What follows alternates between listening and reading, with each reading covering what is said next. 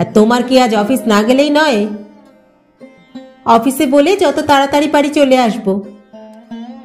বেশি বড় বড় কথা বলো না, বুঝেছো? কেন বলবো না কেন? তোমার চাকরি চাকরি আর আমার চাকরি কিছু নয় না। ভুলে যেও না, যেখানে দাঁড়িয়ে কথা বলছো সেই কোয়ার্টারটাও আমারই চাকরির দৌলতে পাওয়া।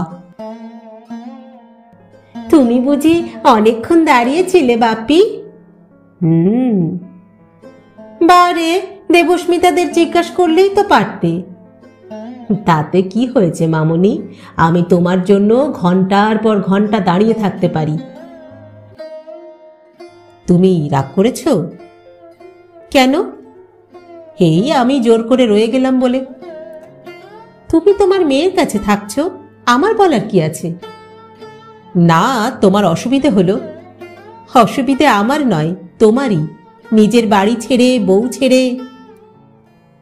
তুমি এখনো পুরনো রাগ ভুলতে পারোনি। তুমি পেরেছ তো?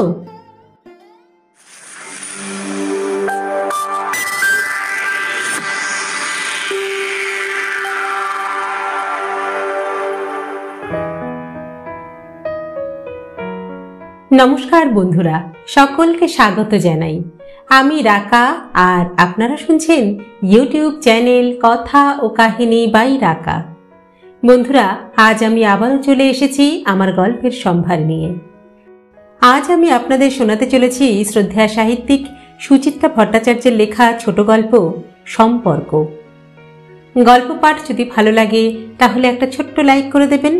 আর আমাদের চ্যানেলে যদি আপনি প্রথমবারের জন্য এসে থাকেন তাহলে অবশ্যই চ্যানেলটি সাবস্ক্রাইব করে নেবেন কিন্তু। আসুন এবার তাহলে গল্প পাঠ শুরু করি। শুরু হচ্ছে সুচিত্রা ভট্টাচার্যের সম্পর্ক।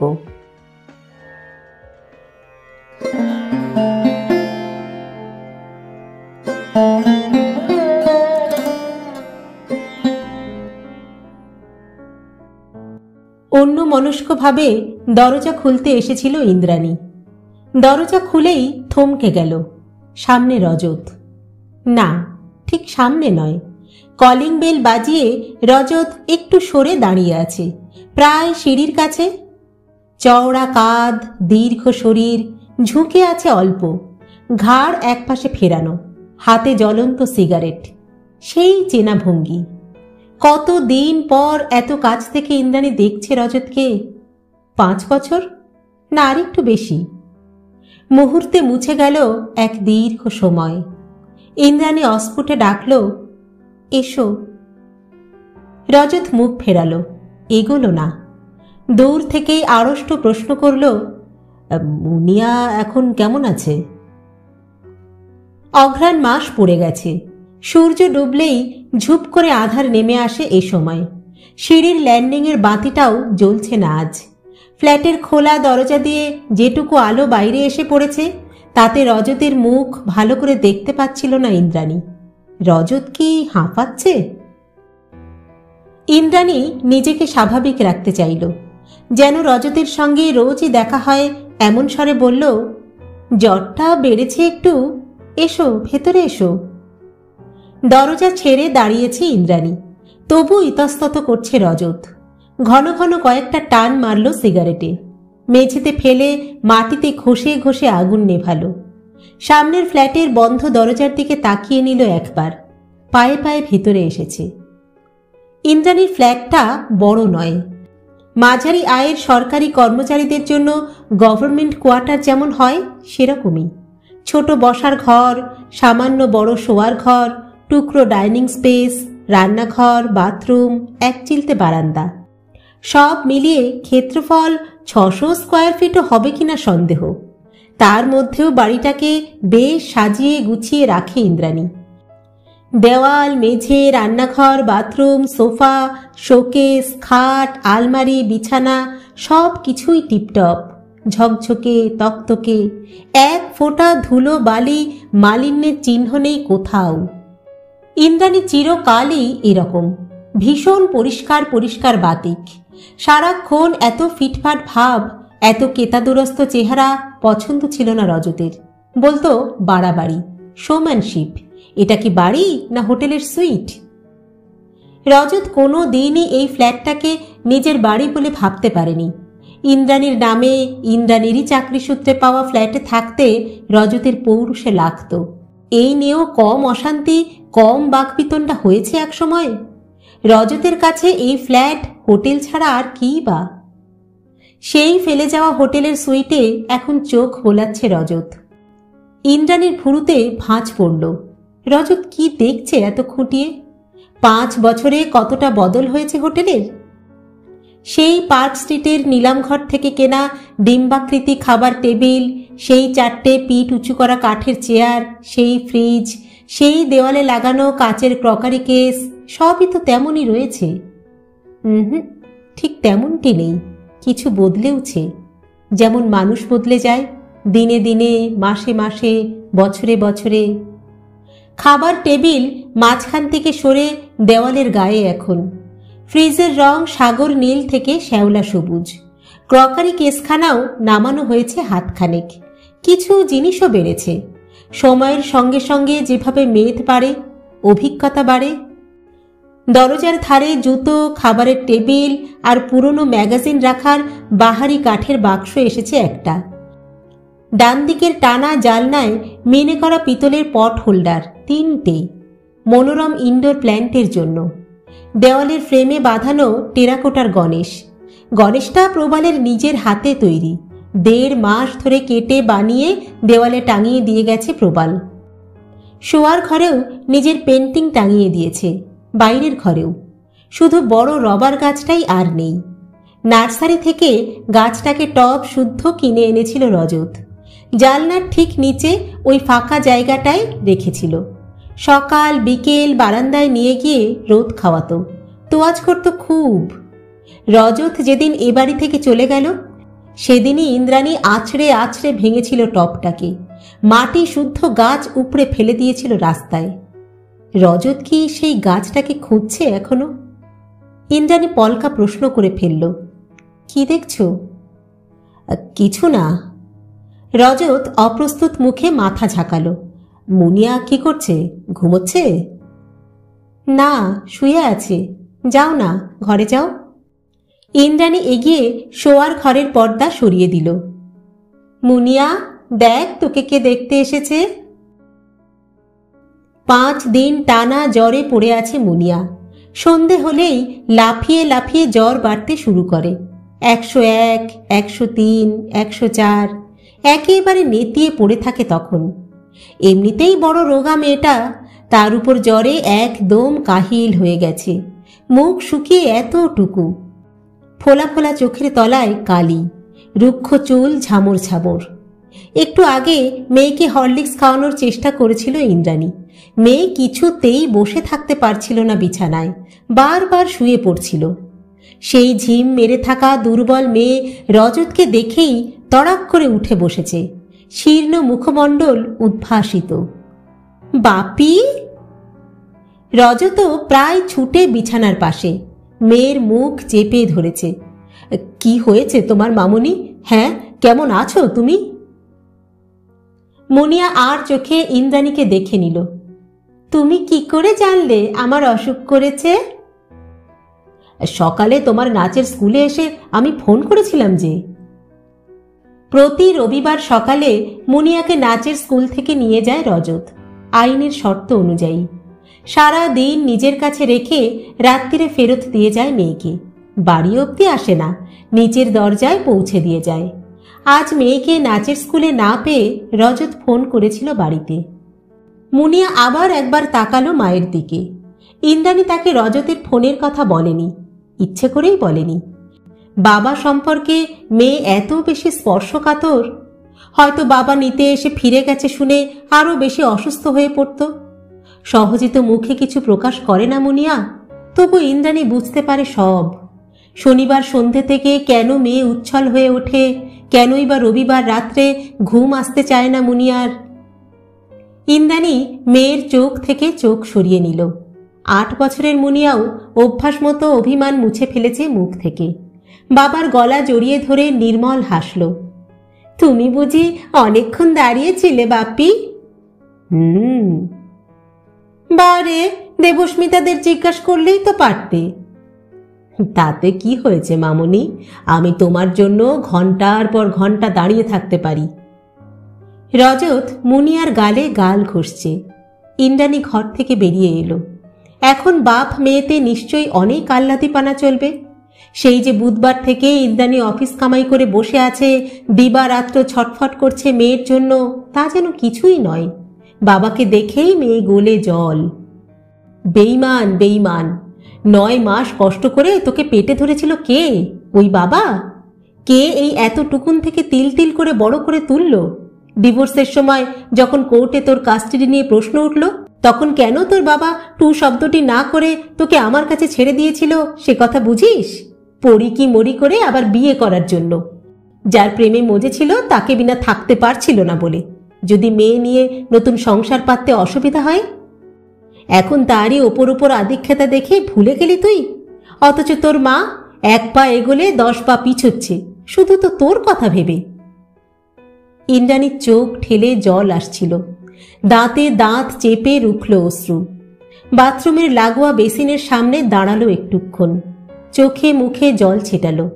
শীত এখনো ভালো মতো পড়েনি, তবু সন্ধ্যের পর থেকে বেশ ঠান্ডা হয়ে যায়। শীতল জলের স্পর্শে ইন্দ্রাণী একটু আরাম পেল যেন। আঁচলে মুখ চেপে রান্নাঘরে এলো। মুনিয়ার জন্য আরও কিছুটা গরম জল করে রাখবে। ঠান্ডা গরম জল মিশিয়ে মেয়েকে খেতে দিচ্ছে এখন। পরিষ্কার ডেকচিতে জল বসিয়ে ইন্দ্রাণী কি ভাবল যেন কয়েক সেকেন্ড। গম্ভীর মুখে শোয়ার ঘরে ফিরল। উদ্ভাসিত মুনিয়া ক্লান্ত হয়ে শুয়ে পড়েছে, চোখ বন্ধ। মুনিয়ার মাথার কাছে বিছানার কোণ ঘেঁষে সন্তর্পণে বসে আছে রজত। মেয়ের কপালে হাত বোলাচ্ছে। তুমি চা খাবে? চা? রজত চোখ তুলল। করছো?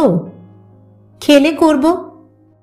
ইন্দ্রাণী খাটের ওপাশে ঘুরে গিয়ে মুনিয়ার গায়ে সুজনি ঢেকে দিল ভালো করে।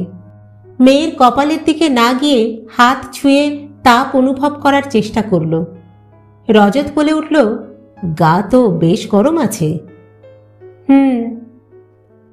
কখন টেম্পারেচার দেখেছ? 6টায়। ইন্দ্রাণী কাটা কাটা উত্তর দিচ্ছিল। ডাক্তার 2 ঘন্টা পরপর জ্বর দেখতে বলেছে। তখন কত ছিল? 1.4। এখন তো ভালোই বেড়েছে বলে মনে হচ্ছে। হতে পারে, এ সময় বাড়ে। কোন ডাক্তার দেখছে? ডাক্তার বিশ্বাস, যিনি ছোটবেলা থেকে মুনিয়াকে দেখেন। ওসব ডক্টর বিশ্বাস ফিশ্বাস দিয়ে আর চলে না, বুঝেছ? বুড়ো মানুষ স্টেথো ধরতে গিয়ে হাত কাঁপে। ওসব লোককে দিয়ে কি আর মডার্ন চিকিৎসা হয়? রজত নিজের মনে গজগজ করে উঠল। 5 দিন ধরে জ্বর ছাড়ছে না। ভালো কোনো চাইল্ড স্পেশালিস্ট কল করা দরকার। ইন্দ্রাণী ভালো করে চাদরটা গুজে দিচ্ছিল তোষকের নিচে। তীক্ষ্ণ চোখে রজতের দিকে তাকালো। আমার ডক্টর বিশ্বাসের উপর আস্থা আছে। উনি মুনিয়ার ধাত জানেন। ওর ওষুধেই মুনিয়ার কাজ হয়। রজত অল্পক্ষণ চুপ করে থাকল। তারপর আবার প্রশ্ন করল, ডক্টর বিশ্বাস কি বলছেন? বলছেন তো ইনফ্লুয়েঞ্জা, ঠান্ডা লেগে গেছে, নতুন ঠান্ডা। ইন্দ্রাণীর গলা খানিকটা নরম হলো। 4 দিনের ওষুধ তো দিয়েছেন, কাল এসে দেখবেন আর একবার। কালও জ্বর না কমলে ব্লাড টেস্ট করাতে হবে। মুনিয়া নড়ে উঠল। তার বন্ধ চোখের পাতা কাঁপছে টিপটিপ। বাবা মার প্রতিটি কথা 2 কান দিয়ে শুষে নিচ্ছে সে। রজত মুনিয়ার দিকে ফিরেছে। কষ্ট হচ্ছে মামুনি? 2 চোখের কোলে টলটল জলবিন্দু। তবু দুদিকে মাথা নাড়ল মুনিয়া। ঢোক গিলল। ড্রেসিং টেবিলে ফ্লাক্স রাখা আছে। ইন্দ্রাণী ফ্লাক্স থেকে একটু জল ঢালল গ্লাসে। কুসুম কুসুম উষ্ণ জল নিয়ে মেয়ের মাথার কাছে দাঁড়ালো। একটু হা করত মুনাই, নে মাথাটা একটু তোল, জলটুকু খেয়ে নে। মুনিয়া চোখ খুলল না। দুদিকে মাথা নাড়ল আবারও। ইন্দ্রাণী ঝুঁকল মেয়ের দিকে। খেয়ে নে মা, গলা শুকিয়ে গেছে। শুকনো জিভ দিয়ে ততোধিক শুকনো ঠোঁট চাটছে মুনিয়া, তবু জলটুকু খেল না। ইন্দ্রাণীর কান্না পাচ্ছিল আবার। কি ভীষণ চাপা মেয়েটা, সেই ছোট্ট থেকে। 3 বছরের জীবন থেকে বিচ্ছিন্ন হয়ে গেল বাবা মা। মনে নিশ্চয়ই কষ্ট পেয়েছে। কিন্তু একদিনও কাঁদল না। 2-4 দিন বাবার কাছে যাওয়ার জন্য বায়না ধরেছিল মাত্র, তারপর চুপ। আদালতের আদেশ মাফিক বাবার সঙ্গে একদিন দেখা হওয়াতেই সন্তুষ্ট। হয়তো সন্তুষ্ট নয়, তবু মেনে তো নিয়েছে। আরও কত কি মেনে নিয়েছে ওই একরত্তি মেয়ে। বাবার বিয়ে মেনে নিয়েছে, বাবার দ্বিতীয় বউকে মেনে নিয়েছে। মার কাছে ঘন ঘন আসে প্রবাল আঙ্কেল, মার সঙ্গে তার সম্পর্কটা অস্পষ্ট নয়, তাকেও মেনে নিয়েছে মুনিয়া। কত কিছু শিখেও ফেলেছে এর মধ্যেই। যখন স্কুল থেকে ফেরে, বাড়িতে মা থাকে না, নিজে জামাকাপড় বদলে নেয় মেয়ে, হাত মুখ ধুয়ে একা একা বই খাতা গুছিয়ে রাখে টেবিলে। রতনের মার তৈরি করা জলখাবার শান্ত মুখে খেয়ে নেয় রোজ। কোনো কোনো দিন বাস ট্রামের গণ্ডগোল থাকলে ইন্দ্রাণীর অফিস থেকে ফিরতে দেরি হয়। সেসব দিনে যদি বা রতনের মা কাজ সেরে চলে যায়, মুনিয়া ব্যাকুল হয় না একটুও। উপরে মায়াদিদের ফ্ল্যাটে গিয়ে বসে থাকে, অথবা সামনে টুকাইদের ঘরে। মাত্র 8 বছর বয়সে কোথা থেকে এত শক্তি পেল মুনিয়া, এত কিছু মেনে নেওয়ার, মানিয়ে নেওয়ার? একটা চোরা শ্বাস গড়িয়ে এলো ইন্দ্রাণীর বুক থেকে। এটাই বোধহয় উদ্বর্তনের নিয়ম। না হলে কি করে মুনিয়ারা টিকে থাকবে এই নিষ্করুণ পৃথিবীতে, টুকরো টুকরো ছিঁড়ে যাওয়া সম্পর্কের আবর্তে?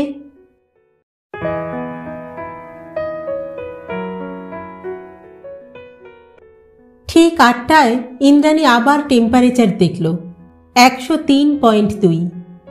বিশ্বাস ডাক্তার টেম্পারেচারের একটা চার্ট রাখতে বলেছেন। সেই চার্টে ইন্দ্রাণী টুকলো তাপমাত্রাটা। রজত দেখল কাগজটা, শুকনো মুখে বলল, কাল তো এ সময়ে 102 ছিল দেখছি। ইন্দ্রাণী অন্যমনস্কভাবে বলল, মাথাটা আরেকবার ধুয়ে দিই। বারবার মাথা ধোয়ালে ঠান্ডা লেগে যাবে না তো? একটু আগেও মুনিয়াকে নিয়ে রজতের বেশি মাথা ঘামানো পছন্দ হচ্ছিল না ইন্দ্রাণীর। এখন সে বেশ অসহায় বোধ করছিল। বাড়িতে একটা আইস ব্যাগ ছিল না? রজত মুনিয়ার কপাল থেকে জলপট্টিটা তুলে আরেকবার ভিজিয়ে নিল। কথাটা নিতান্তই অসতর্কভাবে বেরিয়ে এসেছে তার মুখ থেকে। হানিমুন থেকে ফিরে জ্বরে পড়েছিল ইন্দ্রাণী, জোর ঠান্ডা লেগে গিয়েছিল। ঠান্ডা লাগাটা বিচিত্র নয়। ডিসেম্বরের শীতে সিমলায় গিয়ে অনেক রাত অবধি রাস্তায় হেঁটে বেড়াতো দুজনে। কনকনে ঠান্ডা বাতাস ধারালো ছুরির মতো কেটে বসেছে শরীরে। বৃষ্টির সঙ্গে ঝিরঝিরে তুষার অবশ করে দিচ্ছে হাত পা। তার মধ্যেই নবীন সুখে মাতাল এক দম্পতি চষে বেড়াচ্ছে পাহাড়ি পথ।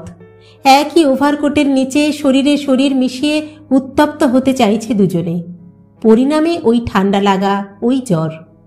তখনই একটা আইস ব্যাগ কিনে নিয়ে এসেছিল রজত। ইন্দ্রাণী হেসেছিল খুব।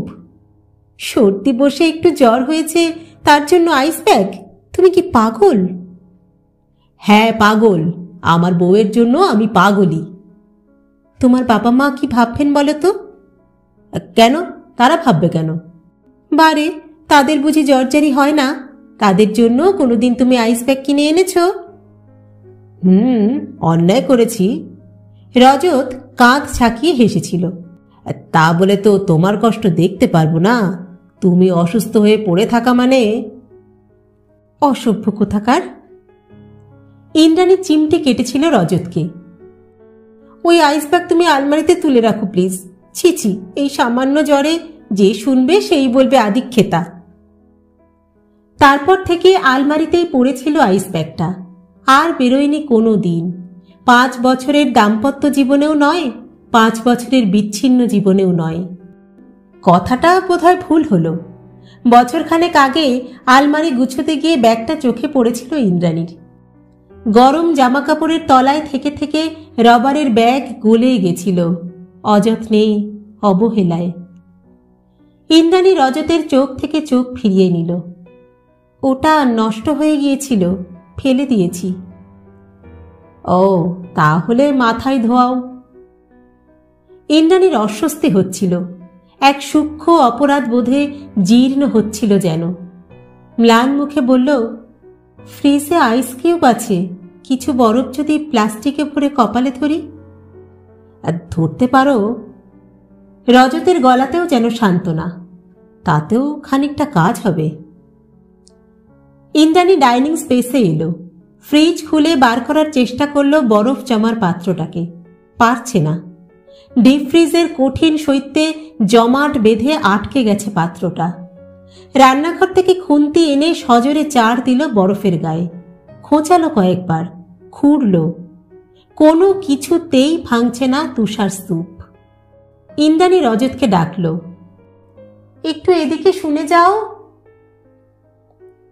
রজত উঠে এসেছে। কি? বরফটা বেরোচ্ছে না। ইন্দ্রাণীর হাত থেকে খুন্তিটা নিল রজত, কয়েকবার টক্কর মেরে বলল, খুন্তিতে হবে না, খুন্তি ভেঙে যাবে, অন্য কিছু নিয়ে এসো। রান্নাঘর থেকে লোহার সাঁড়াশিটা আনতে গিয়েছিল ইন্দ্রাণী। দরজায় বেল বাজল। এখন আবার কে এলো?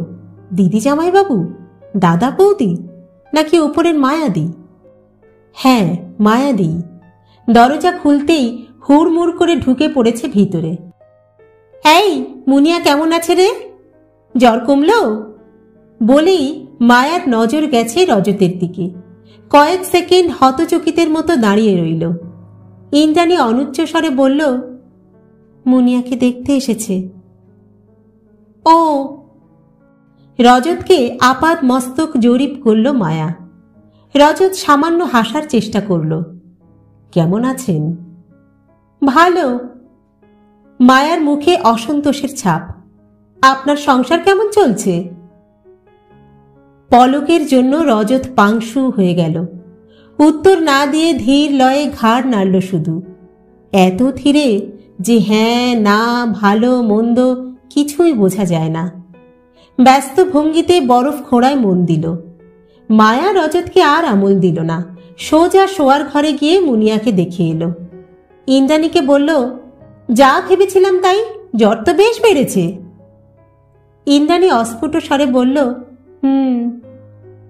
মেয়ে তো একদম নেতিয়ে পড়েছে। খেয়েছে কিছু? বিকেলে একটু হরলিক্স খেয়েছিল, চিকেন স্যুপ দিতে গেলাম, থুথু করে ফেলে দিল। না খেলে তো আরো দুর্বল হয়ে পড়বে। মায়ার কপালে ভাঁজ পড়ল। তোর বিমানদাকে বলবো একবার ডাক্তারের কাছে গিয়ে ঘুরে আসতে, পারলে বুড়োকে ডেকে আনুক। ইন্দ্রাণী এক ঝলক রজতকে দেখে নিয়ে ঢোক গিলল। আজ রোববার, চেম্বার নেই, আজকে আসবে? আসবে না মানে? ওর ঘাড় আসবে। কি ওষুধ দিয়েছে তার ঠিক নেই, 5 দিন ধরে মেয়েটার জ্বর কমছে না। কতবার বলছি একটা চাইল্ড স্পেশালিস্টের কাছে নিয়ে যা, ওই ঢকঢকে বুড়োকে দিয়ে আর হয়? রজতের চোখে চোখ পড়ে গেল ইন্দ্রাণীর। রজত খোঁড়া থামিয়ে দেখছে ইন্দ্রাণীকে। দেখছে না মজা পাচ্ছে, নাকি ভৎসনা করছে? মায়া এসব দৃষ্টি বিনিময় লক্ষ্য করেনি। নিজের মনেই বলল, তোরই বা কি দোষ? তুই বা একা হাতে কত দিক সামলাবি? হ্যাঁ, সংসার, মেয়ে, অফিস। বলতে বলতে অপাঙ্গে দেখে নিল রজতকে। প্রবাল আসেনি আজ? কোনো কারণ নেই, তবু কেন যেন কাঠ হয়ে গেল ইন্দ্রাণী। চাপা গলায় বলল, ও তো এখানে নেই, উটিতে একটা আর্ট ওয়ার্কশপে গেছে, বুধবার ফিরবে। ও, প্রবাল থাকলে তোর তাও একটু সুবিধে হয়। মায়া ইচ্ছে করেই গলা তুলল। প্রবালকে দেখে মুনিয়াটাও বেশ চনমনে থাকে। মায়াদিটা কি আরম্ভ করেছে! ইন্দ্রাণী যথেষ্ট বিচলিত হল, কিন্তু কিছু বলতেও পারছিল না সে। বলার কিছু নেইও। কথা ঘোরানোর জন্য তাড়াতাড়ি বলে উঠল, তুমি বরং বিমানদাকে একবার ডাক্তারবাবুর বাড়িতে পাঠিয়েই দাও মায়াদি। সে তোকে বলতে হবে না, আমি গিয়েই পাঠাচ্ছি। এক্ষুনি না পাঠালে তিনি তো আবার সুপারহিট মোকাবিলায় বসে যাবেন। পুরুষ মানুষের হলো গিয়ে ফুর্তির প্রাণ, কোনো দায়িত্ব ফায়িত্বর বালাই থাকে না। মায়া রজতের দিকে কটমট করে তাকালো। প্রবালের কথা অবশ্য আলাদা, কত গুণী, অথচ কি রেসপন্সিবল, কি রেশনাল। ওরকম ছেলে লাখে একটা পাওয়া যায়। রজতের কবজির চাপে চাই শুদ্ধ ধাতব পাত্র বেরিয়ে এসেছে এবার। পাত্রটা হাতে ধরে রজত থতমত মুখে দাঁড়িয়ে রইল একটু, তারপর রুক্ষ স্বরে বলল, এটা কোথায় রাখতে হবে? ইন্দ্রাণী এগোনোর আগে মায়া বলে উঠেছে, বেসিনে নিয়ে গিয়ে জলের তলায় ধরুন না, বাইরের বরফটা ধুয়ে যাক। রজত বিনা বাক্য ব্যয়ে বেসিনের কল খুলেছে। মায়া দরজার দিকে গিয়েও থামলো একবার, আর একটু খোঁচালো রজতকে। আমি বলি কি ইন্দু, বিয়েটা এবার সেরেই ফেল, বুঝলি? দেখছিসই তো, এক হাত ফেরত ছেলেরাও আজকাল আর পড়ে থাকে না, আর এ তো একেবারে ফ্রেশ ব্যাচেলার। আর ওরকম একটা ভালো ছেলেকে তুই কষ্টই বা দিবি কেন বল? মায়া চলে গেছে। দরজাটা হাট করে খোলা। খোলা দরজা দিয়ে অঘ্রাণের হিম রেণু ভেসে আসছিল। ফ্ল্যাট জুড়ে এক অখণ্ড নৈঃশব্দ। নৈঃশব্দ এত গাঢ় যে আশেপাশের ফ্ল্যাটের টিভির আওয়াজও এই শব্দহীনতার ঘেরা টোপ ভেদ করে আসতে পারছিল না। এক প্রান্তে নিশ্চল ইন্দ্রাণী, অন্য প্রান্তে রজত। রজতের হাতে বরফের চাঙড়ে ঢাকা ধাতব পাত্র।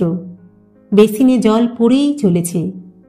জলে বরফের আস্তরণটুকু ধুয়ে যাচ্ছিল ধীরে ধীরে।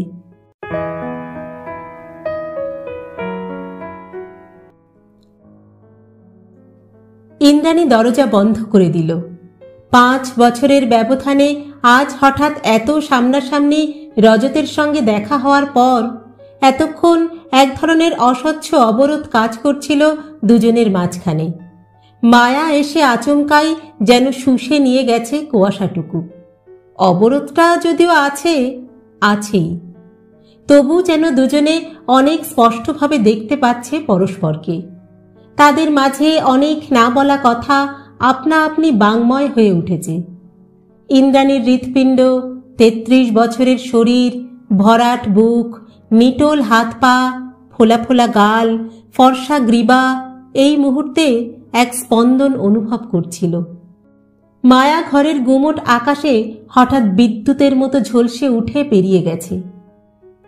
মন্থর পায়ে রজতের দিকে এগিয়ে গেল ইন্দ্রাণী। মায়াদির কথায় কিছু মনে করো না, হ্যাঁ? মায়াদির মুখের কোনো লাগাম নেই।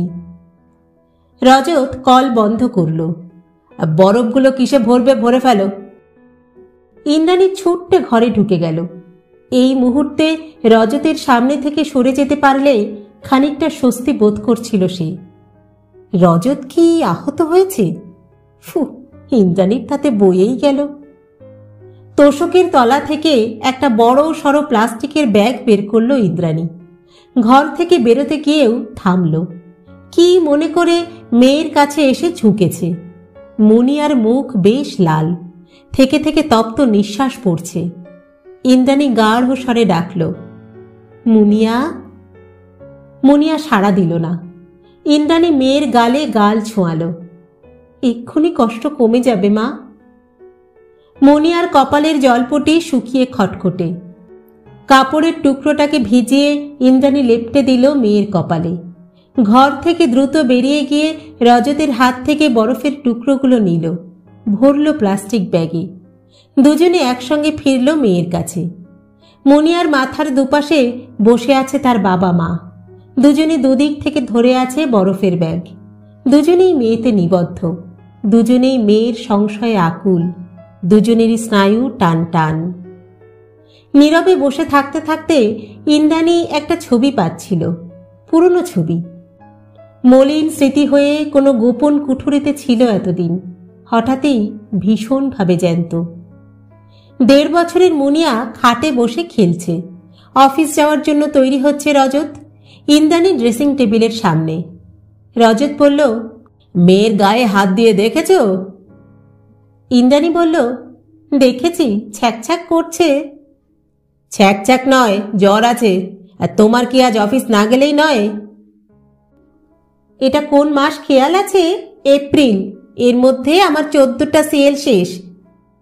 ইন্দ্রাণী কপালে টিপ লাগালো। অফিসে বলে যত তাড়াতাড়ি পারি চলে আসব। আর ততক্ষণ জ্বর গায়ে মেয়েটা একা থাকবে? একটা কেন, উর্মিলা তো আছে। বাহ, এই না হলে মা। হ্যাঁ, তুমিও তো বাবা, তুমি ছুটি নিয়ে থাকো না একদিন। আমি তোমার মতো সরকারি চাকরি করি না, বুঝেছ? প্রাইভেট ফার্ম, খেটে পয়সা রোজগার করতে হয়। বিয়ের আগে কিন্তু তুমি অন্য কথা বলতে। সংসারের সব কাজ আমরা সমান ভাগে ভাগ করে নেব, সব ঝড় ঝাপটা দুজনে একসঙ্গে সামলাবো। তা বলে আমি জোরো মেয়েও সামলাবো? হ্যাঁ, অফিস কামাই করে, আর তুমি নাচতে নাচতে বেরিয়ে যাবে? বাজে কথা বলো না, বুঝলে? কদিন তুমি মেয়ের জন্য অফিস কামাই করেছো? হ্যাঁ, মেয়ের যখন হাম হলো তখন কে আর্নলিভ নিয়ে বাড়িতে বসেছিল? 1.5 বছরে আমার কতগুলো ছুটি চলে গেল তার হিসেব করেছো? সেটা তোমার ডিউটি। ডিউটি শুধুই আমার একার না, তোমার নেই? বেশি বড় বড় কথা বলো না, বুঝেছো? কেন বলবো না কেন? তোমার চাকরি চাকরি, আর আমার চাকরি কিছু নয় না? ইন্দ্রাণী ঘুরে বসল। ভুলে যেও না, যেখানে দাঁড়িয়ে কথা বলছো সেই কোয়ার্টারটাও আমারই চাকরির দৌলতে পাওয়া। ভুলিনি, তুমি ভুলতে দাও কোন সময়? হ্যাঁ, কি কুক্ষণে যে নিজের বাড়ি ছেড়ে এই কোয়ার্টারে এসেছিলাম। হ্যাঁ হ্যাঁ বলো, সেটাও আমার দোষ? আমি তোমাকে তোমার ফ্যামিলি থেকে ফুসলে নিয়ে এসেছি। আমার ভালো লাগে না, আমার ভালো লাগছে না। রজত অস্থিরভাবে মাথা ঝাঁকালো। আমি বলছি তুমি আজ যাবে না, যাবে না। তোমার হুকুম? হ্যাঁ হ্যাঁ হুকুম। উর্মিলা। ইন্দ্রাণী ব্যাগ কাঁধে উঠে দাঁড়ালো। উর্মিলা, মুনিয়া রইল, দেখিস বুঝলি? আর আজ ওকে স্নান করাস না, গাটা গরম আছে। সময় মতো খাইয়ে দিস, আমি দুপুরে চলে আসব। ইন্দ্রাণী অফিস বেরিয়ে গেল। গড়গড় করতে করতে রজত। 1.5 বছরের শিশু খেলা ফেলে হাঁ করে দেখছে বাবা মার চলে যাওয়া। তখন থেকেই কি ভাঙনের শুরু, মেয়েকে কেন্দ্র করে? নাকি তার আগে থেকেই ঘুম ধরেছিল সম্পর্কে? মেয়ের অস্তিত্ব শুধু সেই ক্ষয়টাকেই প্রকট করে দিচ্ছিল। কত তুচ্ছ বিষয় নিয়ে যে সব সময় লড়াই করেছে দুজনে। বাজার নিয়ে, আলু পটল নিয়ে, ঘর সাজানো নিয়ে, আত্মীয় স্বজনের বাড়ি যাওয়া নিয়ে, ক্ষুদ্রাতি ক্ষুদ্র সুখ স্বাচ্ছন্দ্য নিয়ে। কার দোষ বেশি ছিল, ইন্দ্রাণীর না রজতের? কার মন আগে অন্যদিকে ঘুরে গেল, ইন্দ্রাণীর না রজতের? রজত অনেকক্ষণ পর আচমকাই ডাকল ইন্দ্রাণীকে। শুনছো, ও ঘরে তোমার ফোন বাজছে। আত্মমগ্ন ইন্দ্রাণী পাশের ঘরে যাচ্ছে। দূর মনস্ক মুখে রিসিভার তুলে নিয়েই ঝাঁকুনি খেল। ওপারে সুদেষ্ণা। হ্যালো, হ্যাঁ রজত কি আছে ওখানে? ইন্দ্রাণী নীরসভাবে বলল, হ্যাঁ। একটু ডেকে দিবি কাইন্ডলি? দিচ্ছি। সুদেষ্ণা সত্যি অত্যন্ত অভদ্র। রজত এখানে এসেছে জানে, তার মানে কেন এসেছে সেটাও জানে। তবু একবার মুনিয়া কেমন আছে জিজ্ঞাসা করল না।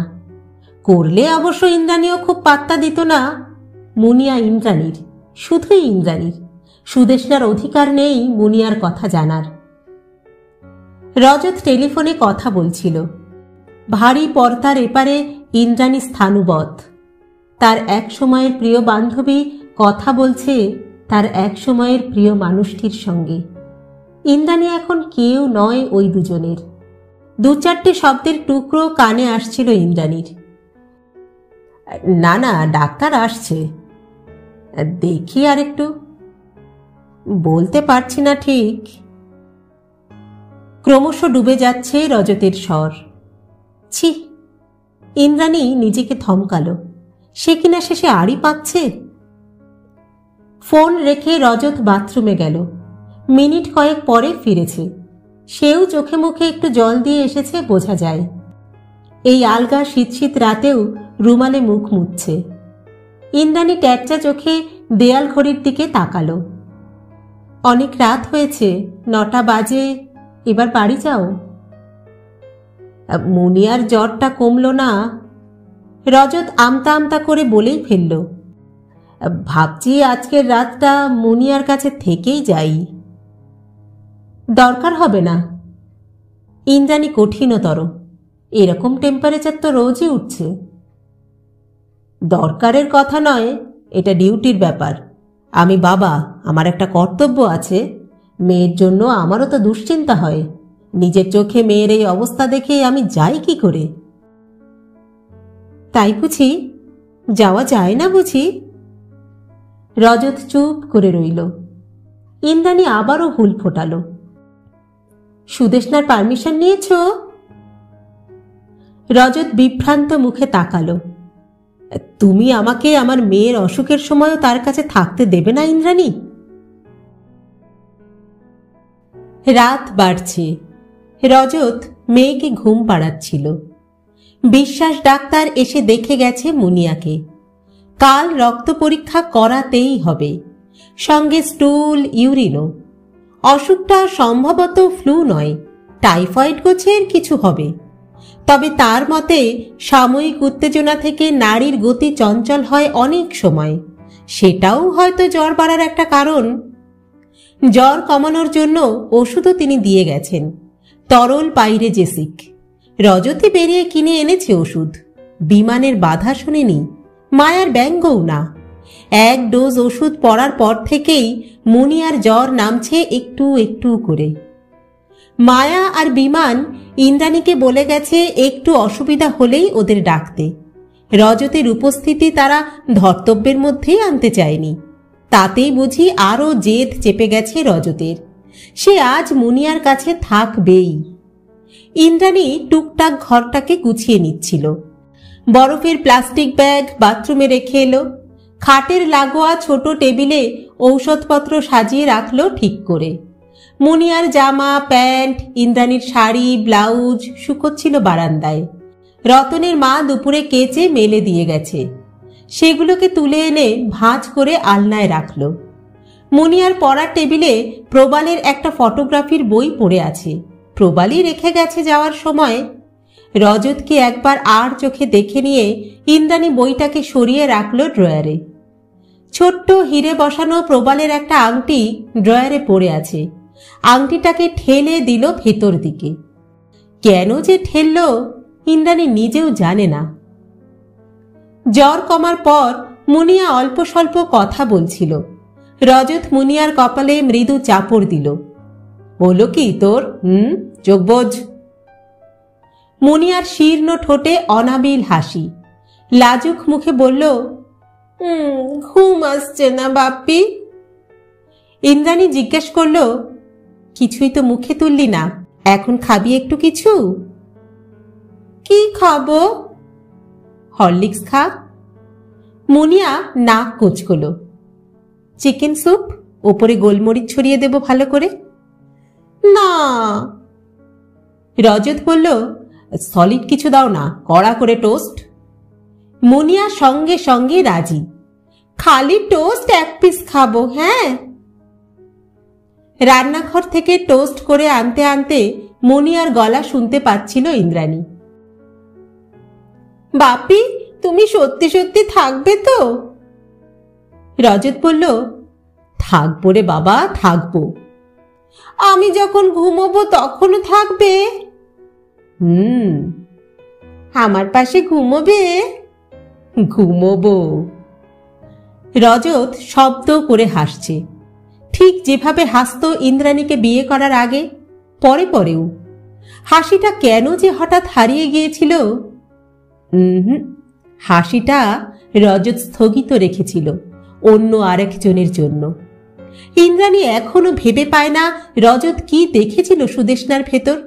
সুদেষ্ণা ইন্দ্রাণীর মতো সুন্দর নয়, গায়ের রং বেশ চাপা, ইন্দ্রাণীর তুলনায় কালোই বলা যায়। কথাবার্তায় সব সময় কেমন আদুরে আদুরে ভাব। কলেজে বন্ধুরা কম হাসাহাসি করত সুদেষ্ণার কথার ভঙ্গি দেখে। বলতো ওর মেয়ে মানুষ হয়ে জন্মানো উচিত হয়নি, হওয়া উচিত ছিল মাদি বেড়াল। মনে মনে একটু হাসল ইন্দ্রাণী। বেশিরভাগ পুরুষই আত্মাভিমানী মেয়ে পছন্দ করে না, ওই মাদি বিড়াল স্বভাবটাই তাদের টানে বেশি। তবে প্রবাল অন্যরকম, অনেক খোলামেলা। তার কাছে প্রিয় নারী অনন্ত সৌন্দর্যের আধার।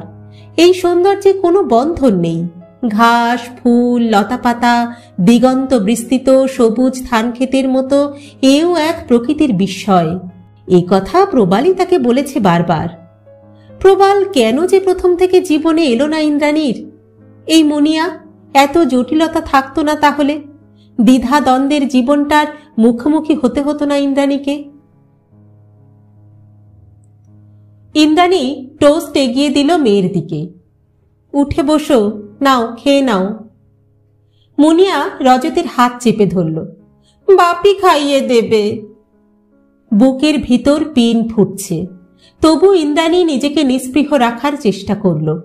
ভাবলেশহীন ভঙ্গিতে খাওয়া দেখল মেয়ের। শান্ত মুখে প্লেট নিয়ে চলে গেল। ফিরে এসে আরো নিরুত্তাপ মুখে বলল, একবার বাথরুমে যাবি তো? রজত বলল, হ্যাঁ যাও, এখন মার সঙ্গে গিয়ে একটু বাথরুম থেকে ঘুরে এসো। বাবার বাধ্য মেয়ে মার হাত ধরে টলতে টলতে বাথরুমে যাচ্ছে, শরীরের সমস্ত ভার মার উপরে ছেড়ে দিয়ে। ইন্দ্রাণী ফিসফিস করে মেয়েকে জিজ্ঞাসা করল, তুই কি সত্যি সত্যি বাবার কাছে শুবি? শুতে পারবি? বুদ্ধিমতী মুনিয়া সঙ্গে সঙ্গে মার গলা জড়িয়ে ধরেছে। বাপি তো একটা দিন আছে মা, একদিন বাপির কাছে শুই, কাল থেকে আবার তোমার কাছে শোবো। হ্যাঁ। ইন্দ্রাণীর কেমন ধন্দ লাগছিল। লোকে বলে পিতৃত্ব নাকি সংস্কার আর মাতৃত্ব জৈবিক টান। তাই যদি হবে তবে মুনিয়া আর রজতের এই সম্পর্ককে কোন সংজ্ঞা দেওয়া যায়? ঘরে এসে মুনিয়া শুয়ে পড়েছে। রজত মেয়ের পাশে আধশোয়া, ইন্দ্রাণীরই বিছানায়। ইন্দ্রাণী আলমারি খুলে একটা গায়ে দেওয়ার চাদর বার করল। বিছানা থেকে বালিশ নিল একটা। বালিশ চাদর বাইরের ঘরের সোফায় রেখে বারান্দায় গিয়ে দাঁড়ালো। পৃথিবী আবছা কুয়াশায় ঢেকে আছে। নিচের রাস্তার বাতিগুলো কেমন হলদেটে, ম্লান, নিঝুম হয়ে আসছে চারিদিক। আশেপাশের কোয়ার্টারগুলোর শরীরেও ঝিমুনি নেমেছে। ইন্দ্রাণী রেলিং ধরে দাঁড়িয়ে রইল স্থির। দূরে কোথাও একটা আবছা গানের কলি ভেসে আসছে, পুরনো কোনো বাংলা গান, বোধহয় কোথাও জলসা হচ্ছে। ইন্দ্রাণী তার অবচেতনায় গানটাকে চেনার চেষ্টা করছিল। সুর বড় চেনা চেনা, কিন্তু গানটা কিছুতেই মনে পড়ছে না। চেনা চেনা সুর অনুপ্রবেশকারীর মতো ঢুকে পড়ছে ইন্দ্রাণীর ভাবনায়। হঠাৎই রজতের উপস্থিতি টের পেল ইন্দ্রাণী। রজত নিঃসাড়ে কখন পাশে এসে দাঁড়িয়েছে। ইন্দ্রাণী নিচু গলায় প্রশ্ন করল, মুনিয়া ঘুমিয়েছে? এই ঘুমোলো। তুমি খাবে তো কিছু? দিলে খাবো। রজত বুঝি একটু কৌতুক করল। ইন্দ্রাণী কথা বলল না। অল্পক্ষণ নীরবতার পর রজতী আবার বরফ ভাঙল। তুমি রাগ করেছ? কেন? এই আমি জোর করে রয়ে গেলাম বলে। তুমি তোমার মেয়ের কাছে থাকছ, আমার বলার কি আছে? না, তোমার অসুবিধে হলো। অসুবিধে আমার নয়, তোমারই। নিজের বাড়ি ছেড়ে, বউ ছেড়ে। তুমি এখনো পুরনো রাগ ভুলতে পারোনি। তুমি পেরেছ তো? ঠান্ডা গলায় কথাটা বলতে গিয়েও ইন্দ্রাণীর স্বরে শ্লেষ ফুটে উঠল। রজত চুপ। ইন্দ্রাণী নিজেকে সংযত করে নিল। খাবে চলো। রাত প্রায় 11টা। ইন্দ্রাণী আর রজত ডাইনিং টেবিলে এলো। মুনিয়ার অসুখ বলে বেশি কিছু রান্না হয়নি আজ, কদিন ধরেই হচ্ছে না। রতনের মা অল্প মুরগির মাংস রেঁধে রেখে গেছে, সঙ্গে গোটা 5-6 রুটি। ওবেলা খানিকটা ভাত বেঁচেছিল, ইন্দ্রাণী গরম করে নিয়েছে ভাতটুকু। রজত রাত্রিবেলা ভাত খেতেই বেশি ভালোবাসত। সঙ্গে কিছু স্যালাড কেটে নিয়েছে ইন্দ্রাণী, শসা, টমেটো, পেঁয়াজ, ধনেপাতা। রাত বাড়ছে। নিঃশব্দে নৈশ আহার সেরে চলেছে অনাত্মীয় দম্পতি। রজত আচম্বিতে বলে উঠল, তোমার মায়াদি কিন্তু ঠিকই বলেছিল। ইন্দ্রাণী বিস্মিত মুখে তাকালো। রজত এমন নিম্নস্বরে বলল যেন নিজেকেই শোনাচ্ছে কথাটা, তুমি প্রবালকে বিয়ে করে নাও। হঠাৎ এ কথা কেন? হঠাৎ নয়, এতক্ষণ ভাবছিলাম তুমি কতদিন আর একা একা থাকবে। আমি একা? তোমাকে কে বলল? আমি জানি। আমি কি তোমাকে একটুও চিনি না? নয় নয় করেও 5টা বছর তো আমরা একসঙ্গে ছিলাম। না, চেনো না। দরজা জানালা বন্ধ, তবু বাইরের হিম হিম ভাব ছড়িয়ে গেছে ভিতরে। ইন্দ্রাণী বাষ্পহীন স্বরে প্রশ্ন করল, তুমি কি পাপ বোধে ভুগছ রজত? কিসের পাপ বোধ? আমি কোনো পাপ করিনি। তুমি আমাকে সহ্য করতে পারছিলে না, আমরা আলাদা হয়ে গেছি। ব্যাস এইটুকুনি? আর কি? আবার বিয়ে করার কথা বলছো? রজত গলা ভারী করল। আমি মোটেই সাধু সন্ন্যাসী নই, আমার কামনা বাসনা থাকতেই পারে, and I have got married. Incidentally আর অ্যাক্সিডেন্টালি সে তোমার বন্ধু। খুব সপ্রতিভভাবে কথা বলতে চাইছে রজত। ইন্দ্রাণী দীপ্তিহীন হাসল। দেখো, 5 বছর তোমার সঙ্গে ছিলাম ঠিকই, আমাদের সেপারেশনেরও 5 বছর হয়ে গেছে। তোমার সঙ্গে এখন আমার ঝগড়া করার সম্পর্কও নেই আর স্পৃহাও নেই। আজ যদি কোনো কথা হয়ও তবে কোনো লুকোছাপা না থাকাই ভালো। কি নিয়ে লুকোছাপা করব আমি? হ্যাঁ, কেন করব? রজত বিষণ্ণ হাসল। আমার সঙ্গে সুদেষ্ণার অ্যাফেয়ার ছিল কিনা, তোমার সঙ্গে প্রবালের কোনো সম্পর্ক ছিল কিনা, এসব কথা এখন অবান্তর। আমি বন্ধুদের সঙ্গে পিকনিকে যাচ্ছি বলে বেরিয়েছি, তুমি সুদেষ্ণার বাড়ি গিয়ে সুদেষ্ণার খোঁজ করেছ। আমিও অফিস ছুটির পর শিকারী বিড়ালের মতো প্রবালের ফ্ল্যাটে হানা দিয়েছি, যদি তোমাদের দুজনকে একসঙ্গে ধরতে পারি।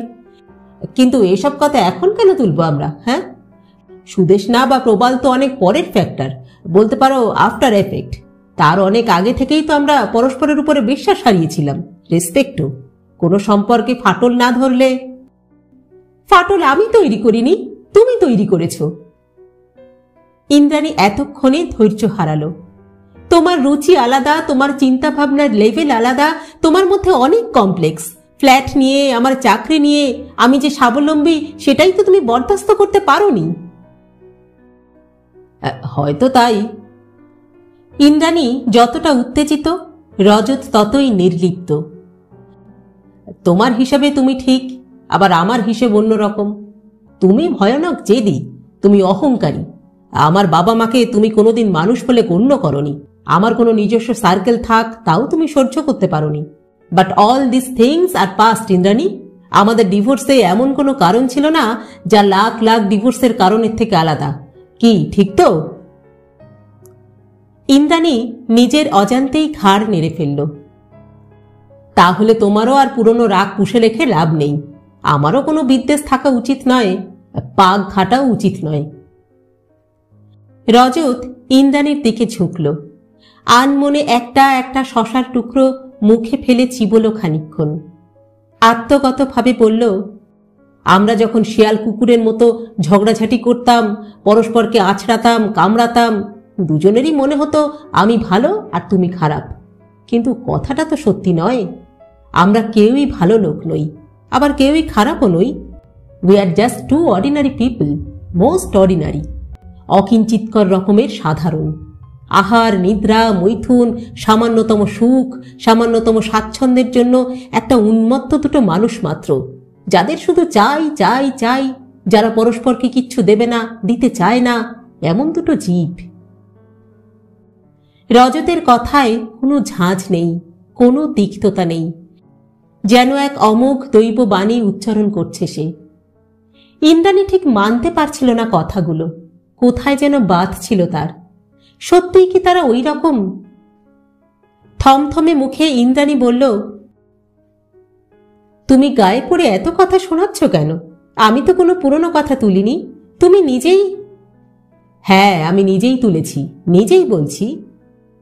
রজত গ্লাসের জলে অল্প হাত ধুয়ে নিল। আমি মুনিয়াকে দেখতে এসেছিলাম। আমার অনেক দ্বিধা ছিল, আসার আগেও ছিল, আসার পরেও ছিল, কিন্তু এখন বেশ মজা লাগছে। মজা? মজা। কেন জানো? দেখলাম তুমি এখনো আমার সঙ্গে লড়াই করতে চাইছো। কখনো না। রজত হেসে ফেলল। এখনো সেই জেদ? হ্যাঁ, সেই একা একা কষ্ট পাওয়া। আমি কষ্ট পাই না, আমি একা একা ভালো আছি। নেই, প্রবালকে বিয়ে না করে তুমি মেয়ের কাছে জিততে চাইছো, এখনো আমাকে হারাতে চাইছো, পারছো না। ইন্দ্রাণী সহসা কেঁপে উঠল। প্রবল ঠান্ডায় এক বিস্তীর্ণ প্রান্তরে যেন তাকে দাঁড় করিয়ে দিয়েছে রজত। ইন্দ্রাণীর শীত করছিল, ভয়ঙ্কর শীত।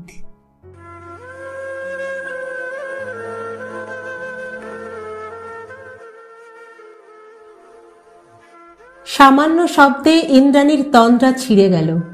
এখন ঝকঝকে সকাল। ভোরের মুখে কখন যেন চোখ দুটো জড়িয়ে এসেছিল ইন্দ্রাণীর। বসার ঘরে সোফায় শুয়ে ঘুম আসেনি সারা রাত, কিছুটা অনুপস্থ শয্যার জন্য, কিছুটা বা অন্য কোনো কারণে। চোখের পাতায় একটুখানি ঘুম নামলেই ইন্দ্রাণী চমকে জেগে উঠেছে। কেউ এলো কি ঘরে? আসেনি। ইন্দ্রাণী নিজেই উঠে কয়েকবার উঁকি দিয়েছে ও ঘরে। হালকা নীল নাইট ল্যাম্পের আলোয় কি নিশ্চিন্তে ঘুমোচ্ছিল রজত, মুনিয়াকে বুকে আঁকড়ে। সত্যিই কি রজত ঘুমোচ্ছিল, নাকি ঘুমের ভান করে শুয়েছিল মাত্র? ইন্দ্রাণী বুঝতে পারেনি। তবু কোনো এক গূঢ় সংকেতের প্রতীক্ষা করেছিল মনে মনে। কেন একবারও এলো না কেউ? ইন্দ্রাণী গুটিসুটি মেরে উঠে বসল। মোটা চাদরটা আষ্টে পৃষ্ঠে জড়িয়ে নিল গায়ে। সামনেই দেওয়ালে প্রবালের পেন্টিং।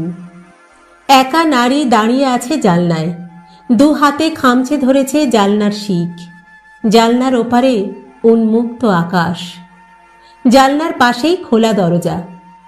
ছবিটা প্রবাল এক্সিবিশনে দিয়েছিল, কিন্তু বিক্রি হয়নি। ছবির নাম তুমি, ইউ। সেই ছবির কাছে বিস্মিত এক পুরুষের ছায়া, রজত, দরজায় দাঁড়িয়ে। ইন্দ্রাণী ঘুরল। রজত যাওয়ার জন্য তৈরি। ইন্দ্রাণী বলল, ঘরে এসো। রজত দরজাতেই দাঁড়িয়ে আছে। বলল, মুনিয়ার এখন টেম্পারেচার নিলাম 100-র নিচে আছে। ও, মুনিয়া উঠে পড়েছে? উঠেছিল, আবার ঘুমিয়ে পড়েছে। ও, তুমি কি এক্ষুনি যাচ্ছ? ইন্দ্রাণী নরম স্বরে বলল, একটু বসো, চা খেয়ে যাও। রজত ঘড়ি দেখল। না, দেরি হয়ে যাবে, আজ একটু তাড়াতাড়ি অফিস যাব। তুমি মুনিয়ার টেস্টগুলো করিয়ে নিও। হ্যাঁ। ইন্দ্রাণী সোফা থেকে নামল। বাইরে একটা চমৎকার নীল আকাশ ফুটে আছে। বারান্দায় ঝিলমিল করছে রোদ। ছোট্ট একটা চড়ুই রোদ্দুরে পিকপিক নাচছে। ইন্দ্রাণী ফ্ল্যাটের খোলা দরজা ধরে দাঁড়িয়ে রইল বহুক্ষণ। তারপর আবার সোফায় ফিরে গুটিসুটি মেরে বসল। পৃথিবীর কোলাহল শুরু হয়ে গেছে, শুধু ইন্দ্রাণীর বুকটাই এখন অদ্ভুত রকমের নির্জন। তার মধ্যে আর রাগ নেই, বিদ্বেষ নেই, অসূয়া নেই, ঘৃণাও নেই। তার হৃদয়ে এখন উপড়ে ফেলার মতো কোনো শিকড়ই অবশিষ্ট নেই আর। এত ভয়ঙ্কর শূন্যতায় কি যে কাঙাল হয়ে যায় মানুষ। ইন্দ্রাণী ডুকরে কেঁদে উঠল।